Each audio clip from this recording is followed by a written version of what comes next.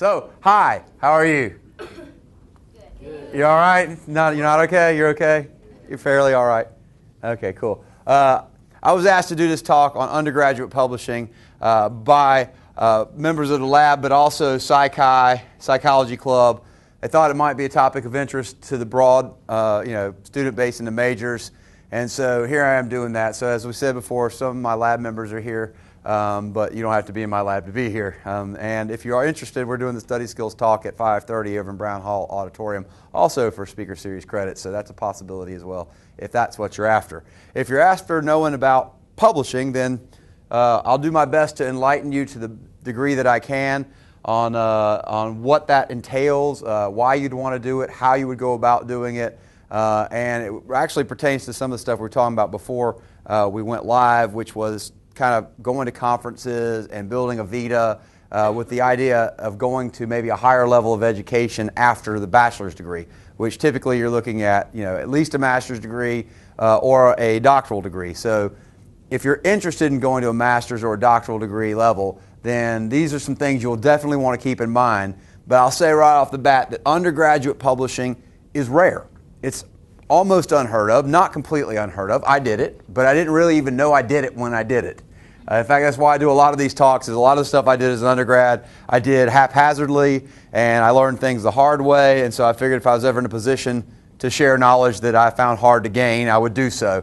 And so undergraduate publishing, really we're talking about research, and as such, you would have to figure out why on earth would you do publishing anyway before you even thought about what would be behind publishing.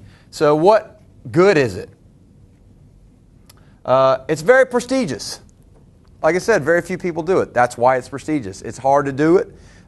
It's rare that people who are in the undergraduate level have the opportunity to do it. In fact, graduate students don't often do it, although we wish they would do it more. And faculty do it to various levels, but are required to publish. In fact, if you ever heard the phrase publish or perish, the idea is that as scientists, we are doing science and we need to disseminate that science, and findings that we have need to go out to the literature so that other scientists can benefit from what we've discovered, and vice versa. We need to learn what they've discovered. So if nobody puts that out into a domain where it's discoverable and they keep it to themselves, then it really defeats the purpose of advancing an entire field. You might advance your own knowledge as a scientist, but you won't advance a field unless you share your results. So that's a prestigious thing. It's prestigious for faculty. The more they do it, the better they are off in a lot of categories in which they're evaluated. Graduate students, it's a mark of distinction, and also, as we'll see in a minute, for setting up a career in academia. And so therefore, if you're an undergraduate and you do it, it's pretty amazing and kind of cool, but it's not something you should expect others would think you would do. So one thing you shouldn't get out of this is get to the end and go, man, I should do that. Well, probably you won't. And that's okay. That's normal. But hopefully as we go through it, you'll see some other things you might do which are still distinctions to seek and are easier to obtain. And so we'll go through all that stuff. So it helps with graduate school admissions, as you might imagine, especially in those areas that are science focused. So if you are in a clinical PhD program, for example, or seeking a clinical PhD program, that is a scientist practitioner by definition. Scientist precedes practitioner. And in other words, they expect you to become a scientist who also does therapy. So there are different kinds of degrees that you might practice therapy with, including master's level. So you might be LCSW. You might also get an LPC, licensed professional counselor. In those cases, it's more practitioner-oriented. And so the doing of research is not as important as the understanding of research. They still want you to be trained to understand science, to go to the literature and continually update your training with what we find to be empirically supported, so that you're not doing things just because you think they feel good, but because science demonstrates that they are good or that they are efficacious, right? But while you may do a thesis, it may be a complex literature review. In other words, you're demonstrating that you're a good consumer of scientific literature, but you don't necessarily have to contribute to it. But if you're going to go into a discipline, any discipline really, whether it's biology, chemistry, et cetera, that does the science at the bench level or the applied level, then any research experience you get is going to be a benefit to you, because when you get to the graduate school admissions process, it turns out that everybody who's applying has a GPA. Everybody who's applying has a GRE score, or an LSAT score or an MCAT score or whatever your entry test is to the profession. Everybody's got 3 letters of recommendation, right? So the question is, what else did you do to distinguish yourself from everybody else that's competing for the same limited number of spots? And there's a variety of things. And one of the things you could do is get involved in research. Another thing you can do is get involved in clubs and organizations, fraternities, sororities, services, volunteering, all kinds of activities that you can get into that will, of course, help you grow as a person, but are also things you can add to your vita to show that you're an above and beyond the call kind of person, which is exactly what people are seeking for graduate students. So if I'm looking at people with identical numbers and I have a research lab and I have a choice between person A who has one set of numbers and no research experience and person B who has the same set of numbers and a good deal of research experience, who am I going to pick? I'm picking person B because I don't want to train them from the ground up. I got somebody who's already advanced in their skill set that can come in and potentially hit the ground running. They're going to know what an IRB is. They're going to know what basic study design is. They're going to know how to manage a database perhaps. They might have a whole set of skills specific to their research experience as an undergraduate, but I know that they have some. And that's an advantage in that sense. So publishing would be like at the extreme end of the experience spectrum. Right? And I would be very impressed if an undergraduate was even co-listed as an author with faculty as first author on a peer-reviewed publication. So publishing is the culmination of a very long process of training and research. So it's really satisfying when it happens. If you publish something, it's a woohoo kind of moment. You gotta love that. That's the moment we all, yes. So in other words, the scientific community, the peers who reviewed my work, find it acceptable in their eyes. They think I've done my background literature search well. They think I've designed my study well. They think I've conducted my analyses well. They think my conclusions are logical and that I bring it back to how it all fits into the literature. And they basically deem it as worthy of publication. We'll talk about publication quality in a minute. But essentially, that's the long process to get there. And when you get there, it's a woohoo kind of moment. You know, you did it. And so you should be proud of it. And it has the potential to set up a career. If you want to be a professor, you're probably going to almost certainly need to do this. I say probably almost certainly, because again, it depends on the type of profession you go into. So there's different terminal degrees in different fields, but if you're looking at psychology as an academic professor, for example, since I'm talking to psychology majors, you're going to want to publish eventually, but not necessarily at the undergraduate level. Oh yeah, and as I said, that's what science is all about. If we're not publishing, then we're not really doing much of anything. We got to share our results. We got to disseminate our results to inform the field, to move it along so it doesn't stagnate, and that we know that we're actually getting better and better at making conclusions, because research accumulates and continues to support or continues to refute theories, right? And those theories get modified as data comes in, and the more we have, the better. That's how science moves forward. And so that's what publishing is good for anyway. So if you're interested, how do you get started? Well, you got to have some research first. So you can't publish. I shouldn't say you can't. You could publish on theoretical grounds and not have any data at all. I've actually got a couple of theory-based articles, which is to say that I read the literature, I found some things I thought were lacking in the literature, and I systematically evaluated those and posited some ideas that I thought would help in terms of definition and organization of literature in my area. And that got published because it was deemed worthy by some of my peer colleagues, whom I don't know, because it's usually a blind review process, meaning you don't know who's doing the reviewing.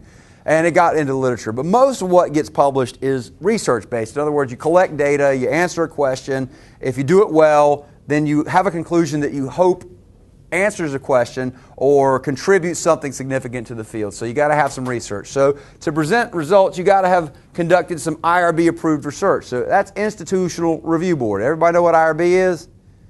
If you do, that's remarkable, because in your place in 1995, I had no idea what it was as an undergraduate. I really didn't know what it was, which is interesting because I conducted a study. Right? So which is to say that we're getting better and better at applying Institutional Review Board policies institutionally, and better at telling people what they are and why they should adhere to them, right? So I really didn't know what that was until I got into a master's program. So everybody here is already more advanced than me in terms of their knowledge of research, literally, by knowing what an Institutional Review Board is, which for those who are listening is a board which monitors the ethics of human subjects and or animal subjects research to make sure that research is conducted in an ethical manner. So to get involved in IRB approved research, basically you're going to have to get involved with a faculty mentor who's going to guide you in that process. You can't just go, hey, I'm an undergraduate, I'm going to do me some research, right? That would be cool. In fact, that's what I did. But that was 1995, and that's another area and another time. The idea here is that, like, you know, most of you, that we use SONA to recruit human subjects participants, either in survey research or lab-based research. You can't access SONA as an undergraduate unless you have a faculty sponsor who basically says, I take responsibility for this student's work. So if anything goes wrong, it really falls on them as your mentor, more so than it does on you as the student, because we wouldn't expect students to be, 100% savvy on everything they should know to conduct sound research. In fact, that's the whole point of getting involved in research at the undergraduate level, is to become more aware of the processes behind the science that we call psychology. And so you need to find somebody who's going to guide you in that arena. So that takes initiative on your part, and as some of you are here really just for Speaker Series credit because it falls conveniently into your schedule, which is absolutely fine. If you're thinking about doing this, obviously this is above and beyond the call. Some people got full-time jobs and they have all kinds of stuff that makes it hard to do this, but they do it anyway, right? I had to overload classes, and I didn't really get involved in research until the last semester because I didn't know I should. And it was almost too late, but I did. I got involved. Dr. Peg Stanley Hagan allowed me to do some research with her in the last semester before I graduated, not counting the summer. And so it took my initiative, and it takes dedication because I really didn't have time to do that. I had to make time to do that. And you have to make time because if you don't do it diligently, it's not going to serve your needs at all. The other things you get out of it besides opportunities to learn about research, opportunities to augment your vita by showing that you've accomplished things by doing presentations or, in rare cases, publications, you get letters of recommendation from people who are running these labs as well. And you don't want them to think you're flaky, right? If you say you're going to be somewhere, you need to be somewhere. So it does take some serious initiative and some serious dedication, and you got to make time because there's never enough time to do anything, really. Not all faculty are equally open to undergraduates doing research with them. In our department, we're really lucky. All of our faculty are open to having undergraduates do research with them. In other words, become mentees and become assistants in their laboratories. But they're not necessarily going to be that way in all institutions, and I realize some people may be watching this on the web. If they aren't open to that, does that make them mean? No. It makes them normal, really, because, gosh, it's a really intensive labor process to mentor somebody. If you think about it, it's not really part of their job description to mentor undergraduates. Teaching is a part of their job description. Doing research is a part of their job description.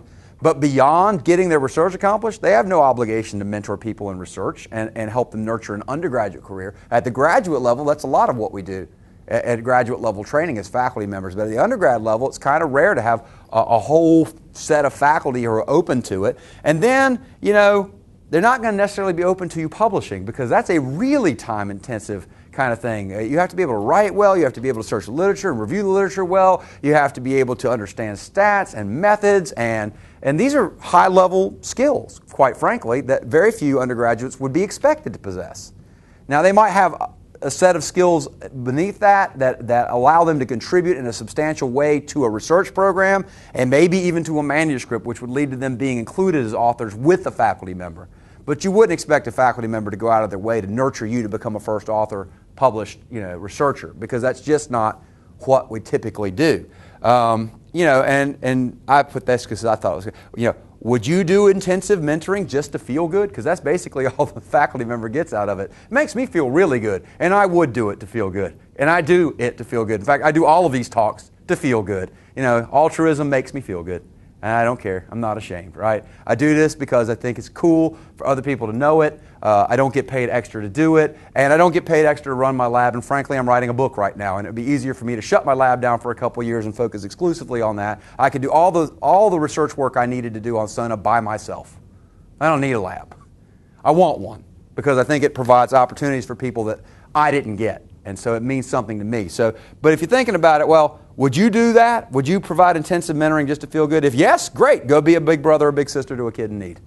Because that's what we're talking about. It's above and beyond the call of duty stuff. And there's kids who need people who are willing to go above and beyond the call of duty and be there for them for years on end. I just came from a dissertation proposal of a student I've been working with for 6 years. That's dedication. Love him. He's awesome, right?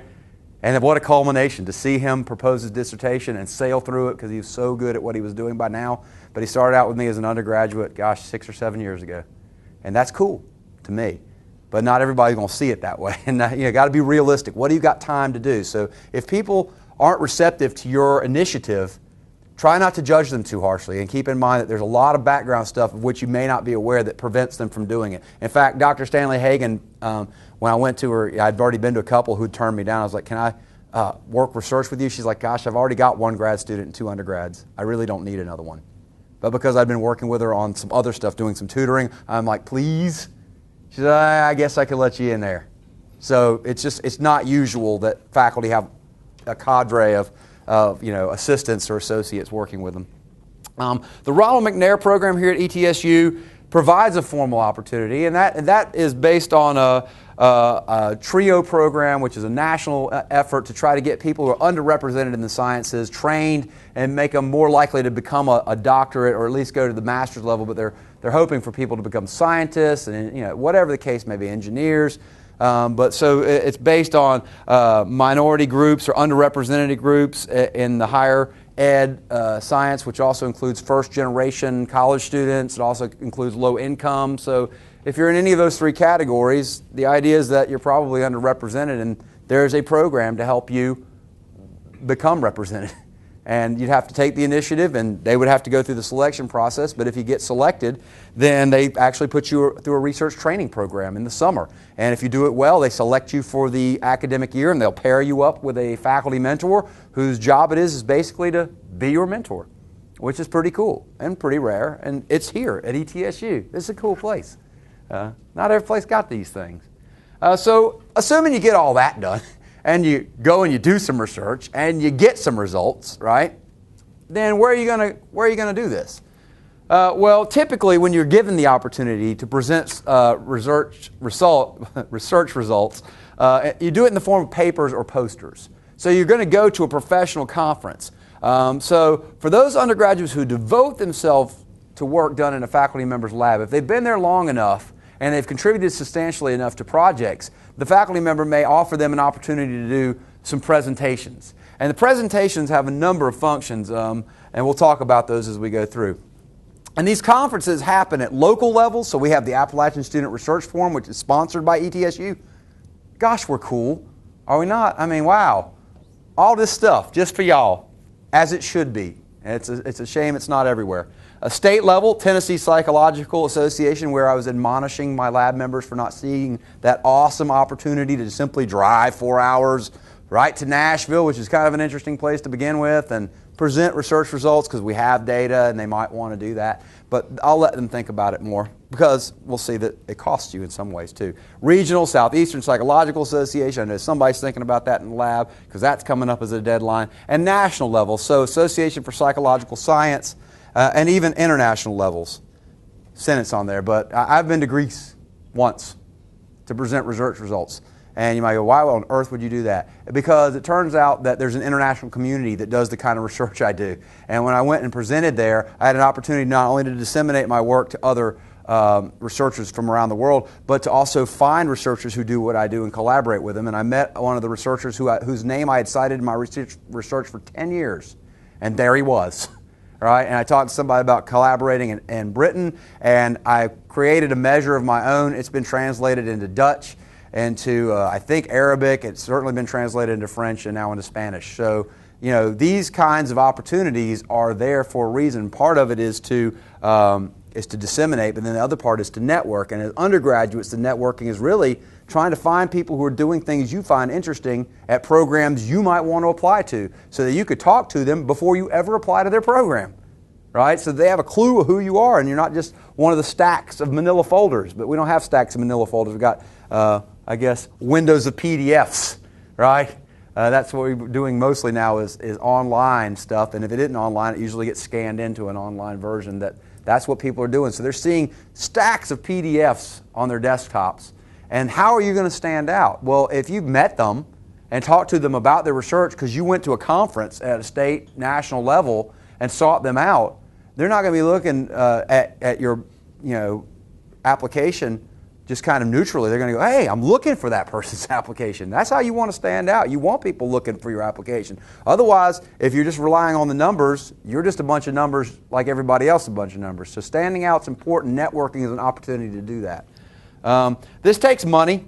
If you want to go to conferences, it doesn't take much money to go to Appalachian Student Research Forum because it's over there in the Carnegie, right? All you got to do is cross the street.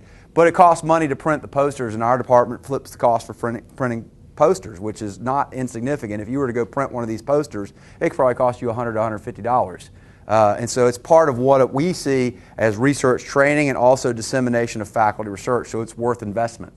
And so that's not going to cost you anything. Going to Tennessee Psychological Association is going to get you a trip to Nashville. That's gas, food, if you stay the night, lodging, right? And so if you think about it, you got registration fees, you got membership fees, you've got all these other kinds of expenses. So if you do it, it's another mark of distinction, right? It shows dedication that you would be willing to incur these expenses. Now, as it happens, we have an honors college here at ETSU that if you want to apply to it, they have competitive funding.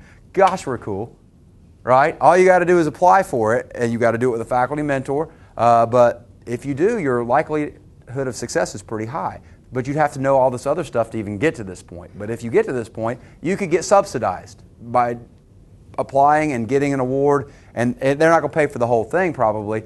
But if you go with 2 or 3 members of your lab, right, you could split the cost of gas and y'all could split the cost of lodging, and they may cover your registration fee and some of your fees for membership if you need to, or gas, what have you. So keeping that in mind, most of these presentations are done with PowerPoints. Even the posters are just a giant PowerPoint slide printed, right? And back in the old school day, before we could print it on one big, beautiful glossy sheet, you would just print a bunch of slides. You'd go onto Microsoft Word and do it in landscape, and you would go tack them up in a sequential fashion, and that would be your poster. It would really be about 12, individual 8 by 11 sheets of paper that you tack to a poster board or to a bulletin board. So these are really PowerPoints, and nobody seems to actually do a paper anymore.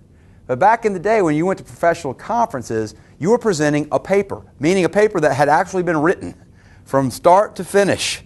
And you would actually, in the olden days, go and read that, which is incredibly boring if you think about it, right? You have somebody read you a paper, but that's how they did it way back in the day. But then, it got better technology, and it's easier to present things. I could write a chapter on this, but this is not the chapter, right? This is the bulleted outline of the chapter. And that's essentially what the presentations come down to. So they have elements, but if it's an outline of a paper, couldn't you just fill it in and make it a paper? In other words, you could, without too much more work other than the literature review, because you've already got the methods and you've already got the results and you already interpreted them, what you're really missing is a good solid literature review and the narrative to tie it all together. And if you do that, then you have a product that might be worth publishing. So what's in there is you got an introduction, you got a method, you got a results, you got a discussion, you got future directions, and you got the references, which I've already covered. But essentially, you've got all the elements of a paper there in your poster or in the paper you're presenting, which is really just a PowerPoint slideshow like I'm doing now. So you might get up in front of a group like this, and you're doing a paper if you're in that format. If you've got a poster actually tacked onto a bulletin board, that's what you're doing. In one case, you stand by the poster, people come and read it or pretend to read it is what they really do. They look at it really thoughtful for a minute. And they go, so what'd you do? And it's like, well, you could read it. No, you're going to tell them what you did, right? And they might ask you questions about it. And you're engaging in a training process. They're engaging in a learning process. And if you're thinking about it, you're doing a networking process as well. And so if you're doing this kind of a thing, you're actually standing in front of a group. And that may make you nervous. Well, I got a whole other video on how to eliminate anxiety, including performance anxiety. So look that up. Chris Dula and anxiety. Google it and you'll find it. 8,000 people since spring. A lot of people deal with anxiety. In fact, one of my top presenters who won the most awards used to have tremendous performance anxiety. Couldn't get up in front of people in a poster, much less this, with sweat bullets, big old beads of sweat would come on because he'd have the adrenaline response. We taught him all the relaxation techniques and the desensitization techniques, and now he's a top presenter. And so you can do it if you really want to. The question is, do you really want to? So what about the publishing thing? Well, turns out if you turn this into if you just present it and it's a peer-reviewed conference, meaning that you submit an abstract, of 50 or so words, and you submit a description, usually 300 to 500 words, and we're going through this process in my lab now. Somebody who is a judge, such as myself, not necessarily a judge in terms of awards, but a judge of merit of the product. So if we're going to TPA, it's limited by the number of slots. There's like 20 tripods, right? So if 30 people submit presentations, how are you going to decide who goes? Somebody's going to read them, and they're going to judge them. Well, at TPA, they don't publish the abstracts, but in some conferences they do. That's actually considered a publication type. So if you have a published abstract, that's actually a good thing, and it can go on your vita because it says somebody refereed your stuff, decided it was worthy of inclusion, and it gives a description of your research and findings right there in a conference proceedings, which is now often done online, but they used to print those. But in either event, doesn't matter whether it's online or not, it goes on your vita. So there turns out to be undergraduate journals, and there's a number of them. How did I find them? I Googled undergraduate journals in psychology, and I found that mercyhurst.edu has already put some together for us in terms of a list. So I just put them up here for your, just to show you. Journal of Psychological Inquiry, Journal of Psychology and the Behavioral Sciences, Psychi Journal, where you have to be a member of Psychi to gain entry into submitting to the journal, Undergraduate Journal of Psychology, which is one I published in but didn't even realize I had done it, URC, Undergraduate Research Journal for the Human Sciences, Yale Review of Undergraduate Research. There's a number of them. Actually, there's more than this, but these are devoted to undergraduate publishing. Right? They aren't as strict and rigid because they don't expect you to be at a master's level of training, right? So they might take an article that you wrote with great dedication with 15 or 20 citations, whereas a peer-reviewed journal would just look at that and go, you haven't even reviewed the literature fully. How do we know you know what the literature says? So you'd be looking at maybe 40 to 100 citations in a peer-reviewed journal, right? The difference is one of degree, not one of quality necessarily, although one would assume that the quality needed to get into a peer-reviewed journal be higher than the quality needed to get into an undergraduate journal. And so that kind of a thing is still a huge mark of distinction because who does that? And to get back to this, I did it by accident.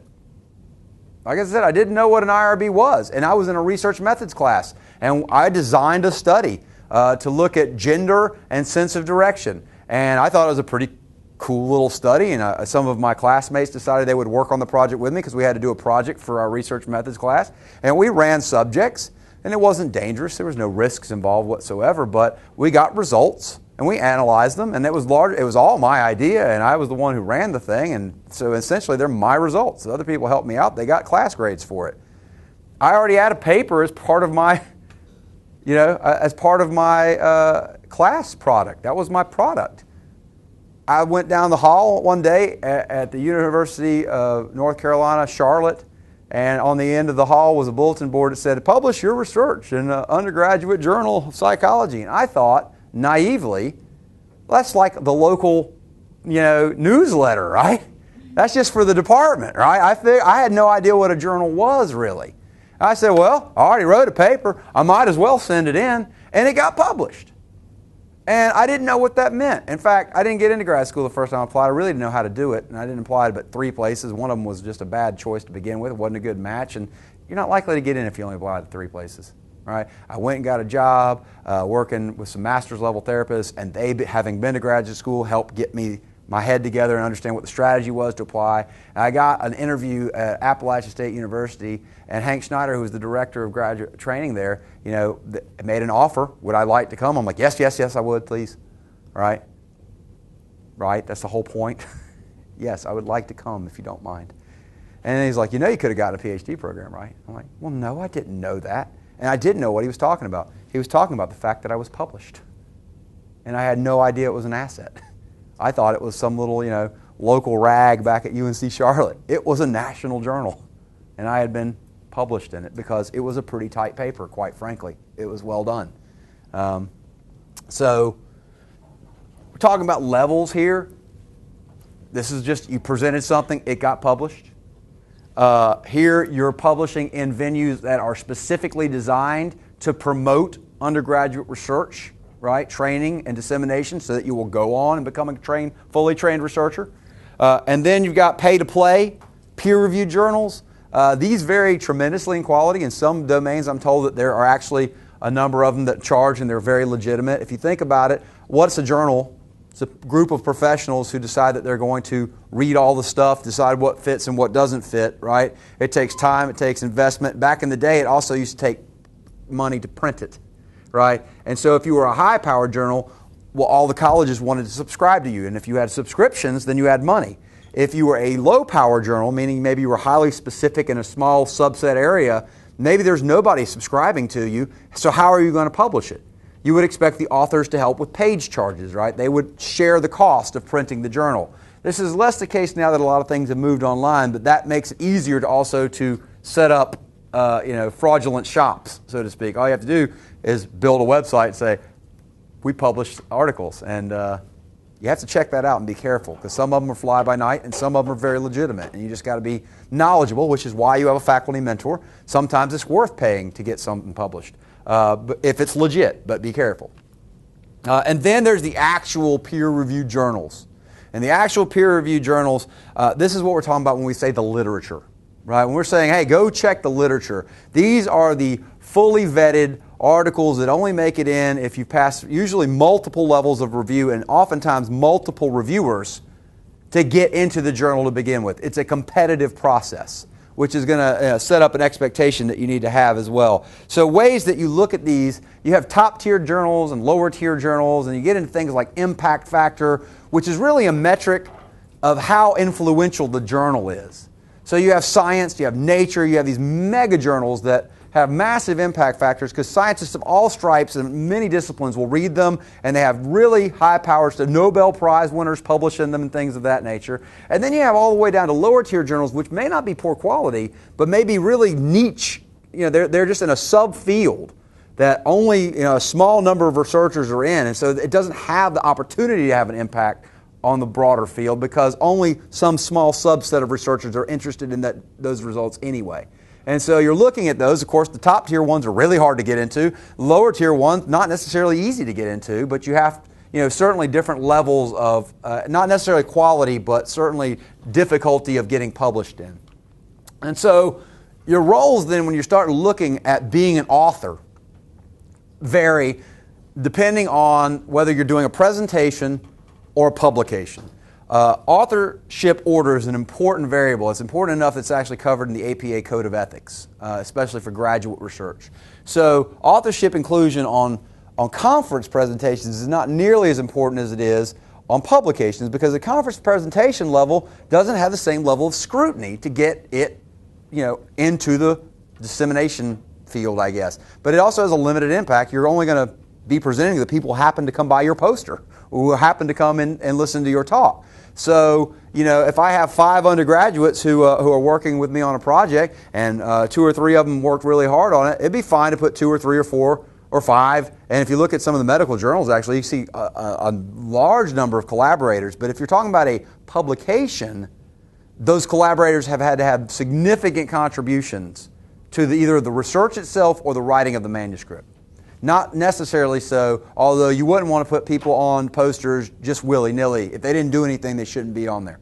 But they might do things like, do copy editing of the entire poster, like read every word and look for typos, look for ways to, say things better, for example. And so they may not have conducted the research and they may not have written the primary document, but they might serve an important role on ensuring the quality is as high as it can be when we're actually taking the presentation out. And they might get included for even something like that. When you're looking at theses for the master's level and dissertation for the doctoral level, these are almost always going to have the graduate student who conducted the thesis or dissertation first. It's an ethics issue. Theoretically, that's supposed to be primarily their work. It might be a branch of a faculty member's work, but they were supposed to take primary responsibility of that branch and develop it into their own spin-off project. Therefore, if they did that primary work, they better get credit for it. And sometimes the credit is usurped.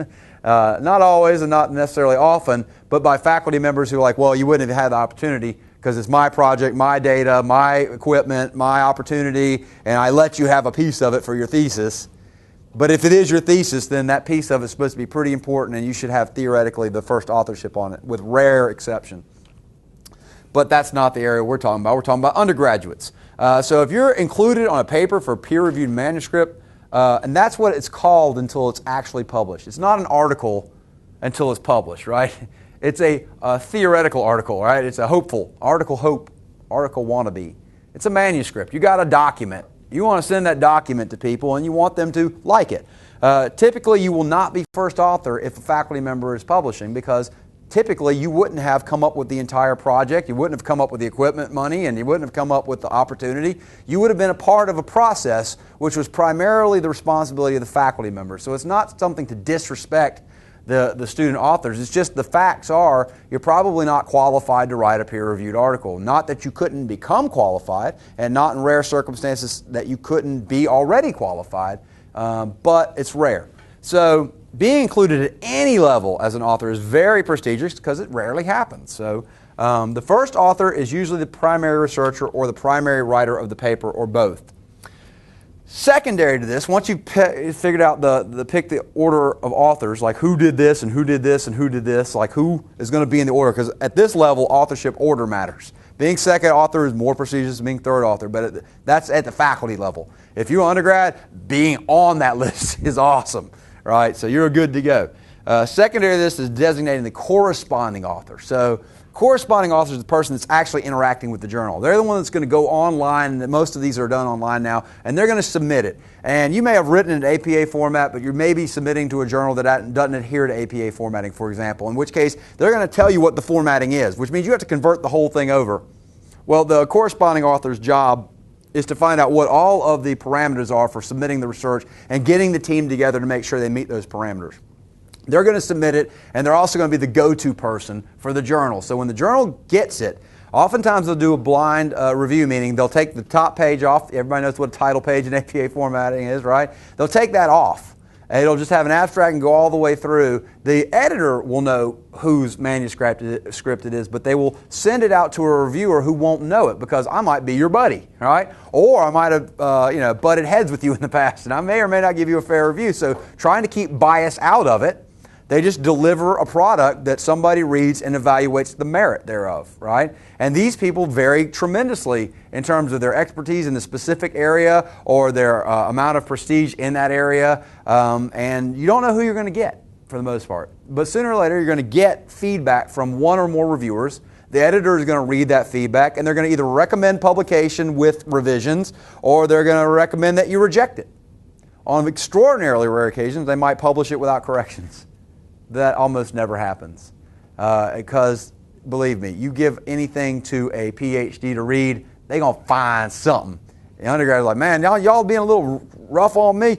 Wait till you see how rough they are on you when you get to be a PhD. They will not play with that. Typos, no, no -5. If they see enough of that stuff, they're going to be like, this is junk, throw it away. Don't publish it. So you got to meet a high standard, which is why one of the reasons why we take teaching of writing so seriously, because if you don't become a researcher, you're certainly going to go out into the work world, and writing matters. Communication matters. So this person is the corresponding author, is going to get back the feedback, assuming it's a review or a resubmission, meaning they're inviting you to address all the critiques they have and then send it back to them again for another round of reviews, right? That's the corresponding author's job, is to coordinate that process. Typically, an undergrad will not be the coordinating author simply because they won't have the expertise to refute or address the criteria raised by qualified professionals, or they won't have the experience to know exactly how to handle that. Undergraduates, then, again, are not corresponding author for those reasons. All right, process then, patience. Patience is the process. I published my master's thesis. It took 3 years before it came out in print.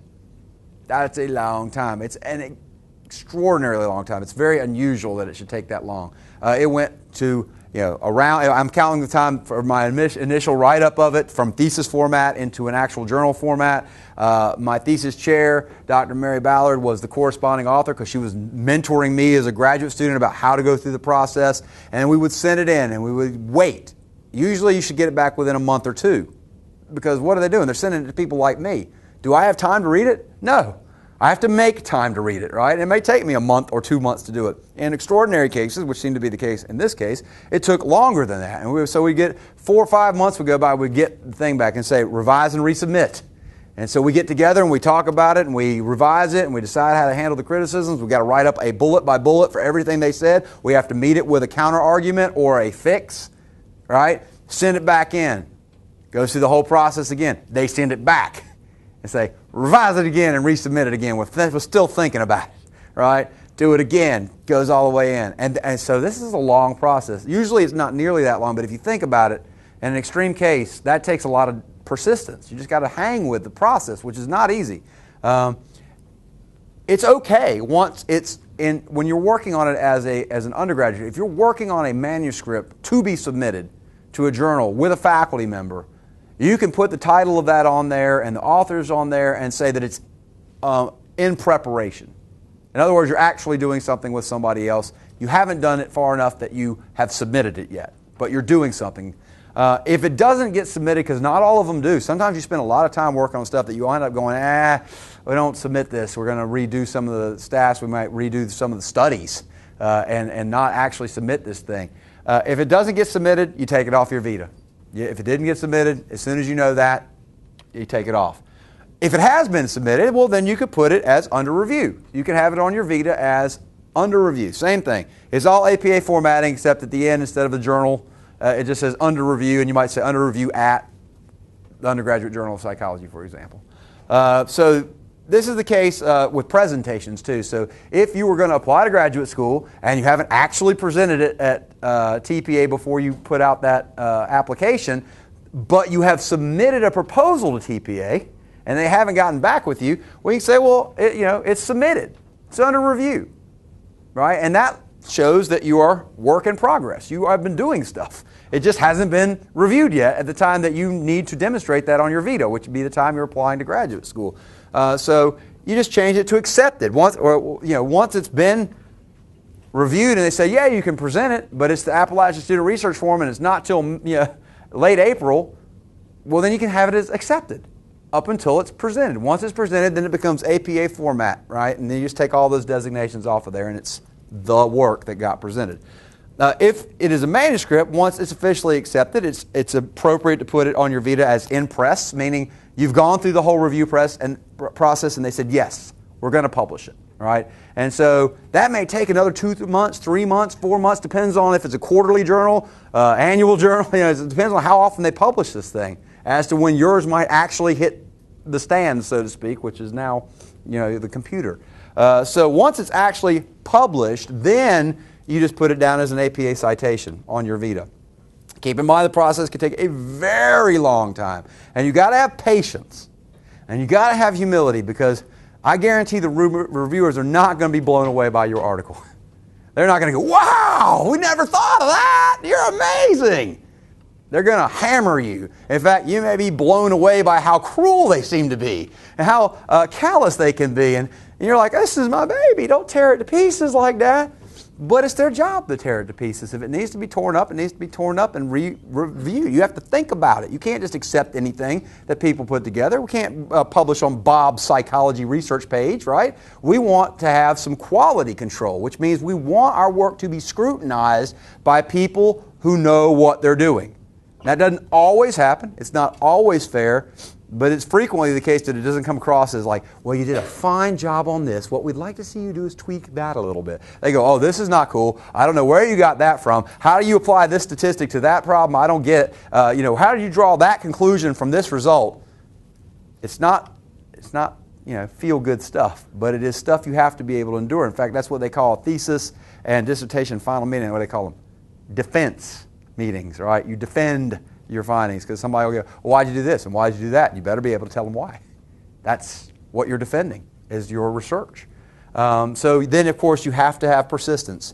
If I didn't persist for 3 years, I could have quit at any time. I could have withdrawn it at any time. Had I not stayed in that game for 3 years, it wouldn't have gotten published. So you have to stick with it if you want it to get published. Again, that's very unusual that it takes that long.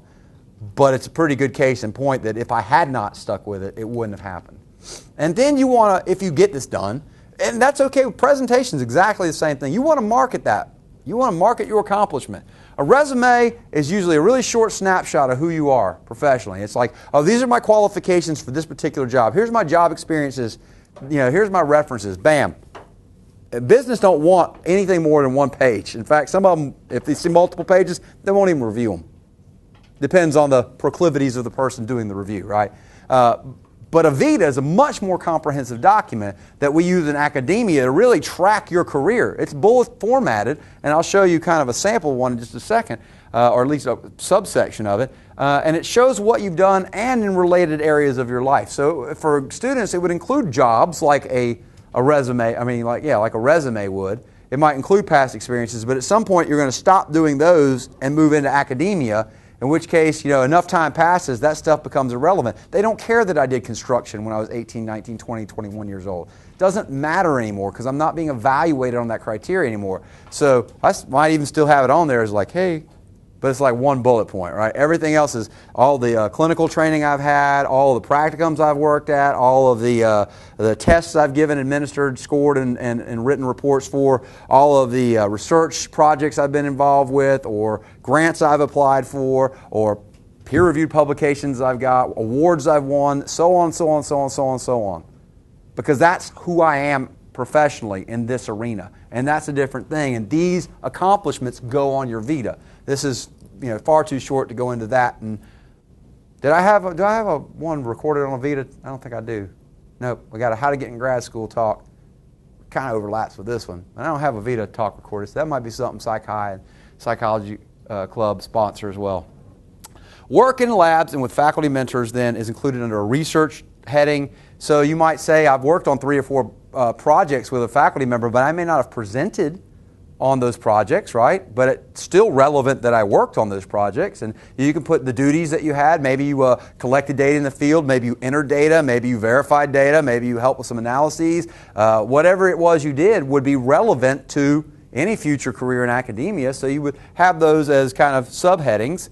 And then you would have your publications. You'd have your presentations under a subheading. Your publications would be under peer-reviewed and non-peer-reviewed, because non-peer-reviewed is still prestigious, right? It still matters.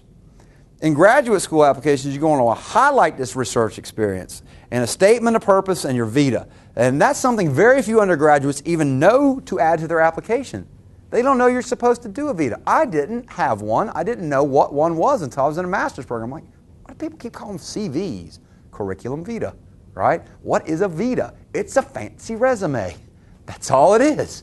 And it's something you need to know to give you a competitive advantage. If you include a vita in your application, it's fairly sophisticated. Now, hopefully you've done it well and it's not goofy looking and you don't have, 14, 18, 20-point font and colors and pictures in it. Don't do that.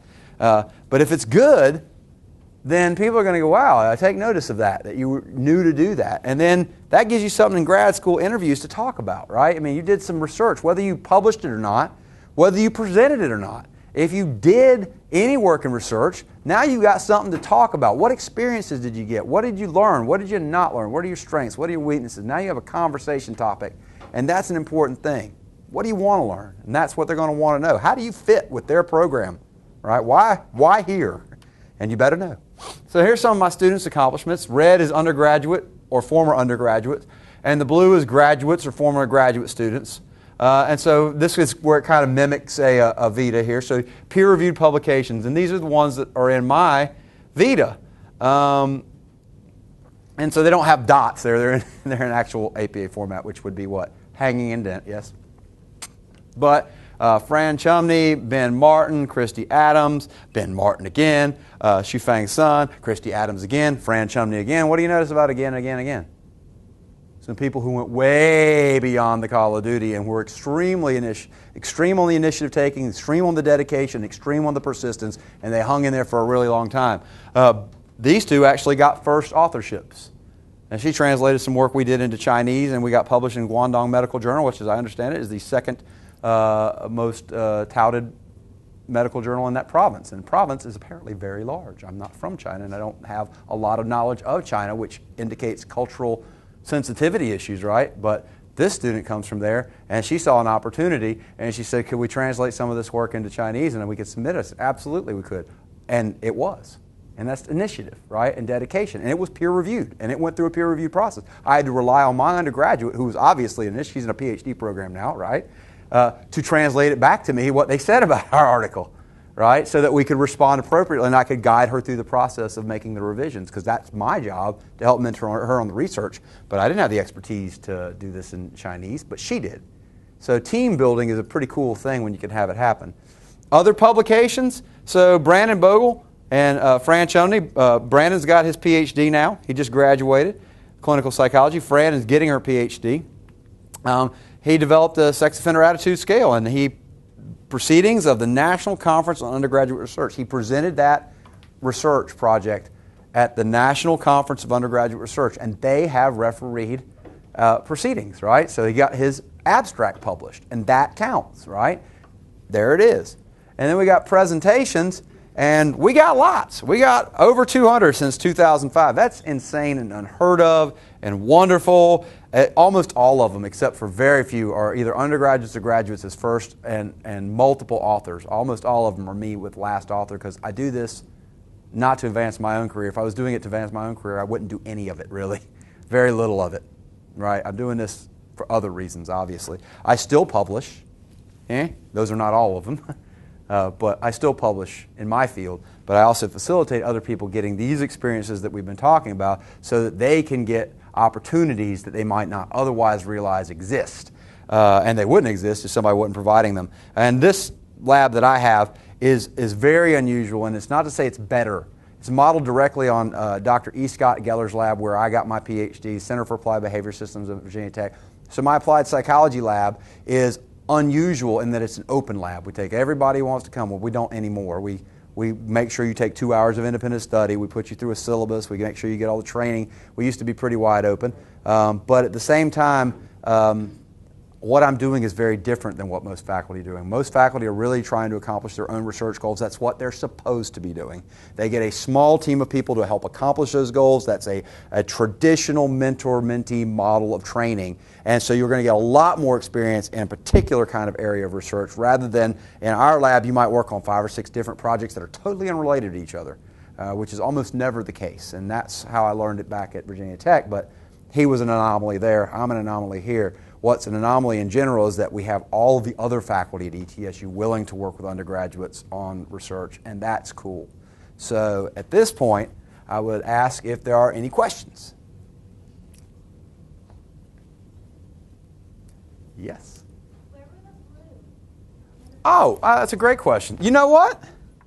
It's hard to see from back there, and I didn't point it out. Russell Fox, right there. Robin Leonard, who y'all may know, right? Everybody know Robin Leonard? I was the chair of her master's thesis. She got her master's here at ETSU. She could go on and get a PhD and do anything she wants. She's brilliant. Michael Meisner. Robin Leonard again, right? Let's see what else is blue here. Oh, Dorian Lamus. He actually worked under Dr. Ellis. Y'all know John Ellis? He was looking at alcohol and reasons for living in college students, alcohol use. And so he was the first author because that was based on his thesis. All right, so that's what I was talking about earlier. And so yeah, they're in there, and they're in all these presentations too. And they're the ones who, the way we work it is, I'm here for my lab, but I rely on undergraduate and graduate coordinators who work as an interdependent team to support each other and mentor each other with all the things they know and admit what they don't know and seek out information. And if they come to me with a stats question I can't answer, I go to my associate director, who's Robin Leonard, and I ask her because she knows far more about stats than I do. I'm not incompetent in stats, but I know my limitations. And that's what you want to do in any endeavor you ever undertake is know your limitations. And if you know them, seek out people who complement your strengths by compensating for your weaknesses. All right? Find people that can help you out. Other questions? Yes, sir. Is it safe to assume that if you submit to a journal and they respond to give you corrections or feedback, that they're interested in your article? You should clarify that. They're going to get feedback anyway. So even if it's a recommend for not publishing, right? So his question is, if you get any feedback from a journal, should you assume that they are interested in you continuing to revise it and resubmit it? They should be clear about that. If they're not clear about that, you need to that's the corresponding author's job to write back and go, I'm unclear on this. Are you asking us to resubmit because we love the feedback, right?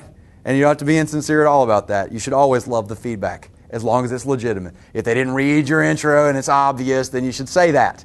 I don't think we got a fair shake. But if you think that you got good shake on the review process and they weren't clear on whether or not to resubmit, you need to ask them, because it's not, don't assume anything on that point.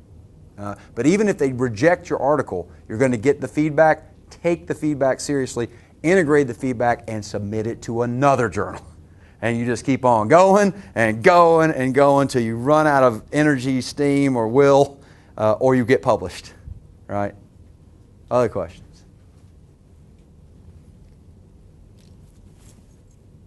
Well, it's 3 minutes to 5. Has everybody signed the paper? If not, who's got the paper? It's right down here. If you need to sign the paper for Speaker Series credit, come and get it. If not, I'm going to do the study skills talk right now. Meet me over in Brown Hill Auditorium if you want to do that. Thank you.